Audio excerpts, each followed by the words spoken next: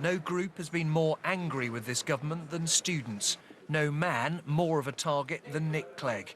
Today, for the first time, he agreed to come face to face with his critics. You signed an NUS pledge saying you would scrap tuition fees. Now, when you joined the coalition government, you didn't compromise by not scrapping them. You tripled them. You completely sold out your principles and you've lied to your voters. How could you do that? By definition, if you haven't won an election and you're having to compromise with another party, it means that you can't introduce every policy. I won't apologise for, nonetheless, in those very difficult circumstances, producing a system for the future of universities, which I genuinely believe will make it easier for people from poor backgrounds to go to university. The Deputy Prime Minister told them that if students focused on the facts, they'd have less to fear. They told him he wasn't listening to them. I just think you keep focusing on the fact that we can't understand this policy. I can make it clear to you that we do understand. What it seems to me is that you, in a cabinet with 18 billionaires in it, you are the one who doesn't understand our situation. Is your fear the effect of the fear of debt or the actual debt? I'm going to be in about £35,000 of debt when I finish university. That is going to completely shape my whole life, and that is punishing people for getting an education.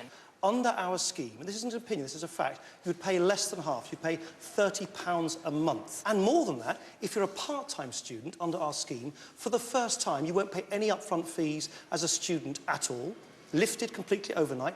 Secondly, the majority of graduates in the future, we estimate about 60%, will never have to pay off their loans in full at all because the government will do it for them. I'm sorry, like you're either stupid, you're mad, or you're malicious. Like, this is just outrageous to talk. Just try and bamboozle. Well, don't just insult him. What is it you want to say to him? He's saying, you know, oh, well, £25,000, the average rate. Do you know what it's like to live on £25,000? Ministers say that universities which charge more than £6,000 a year will be forced to admit more poor students. Oxford and Cambridge, they're going to charge the maximum. And it's pretty clear that all universities essentially have an incentive to seek the maximum amount of fees. You and other ministers said it would be, and I quote, exceptional for universities to charge the maximum amount, £9,000. It's quite a lot of exceptions, it looks like.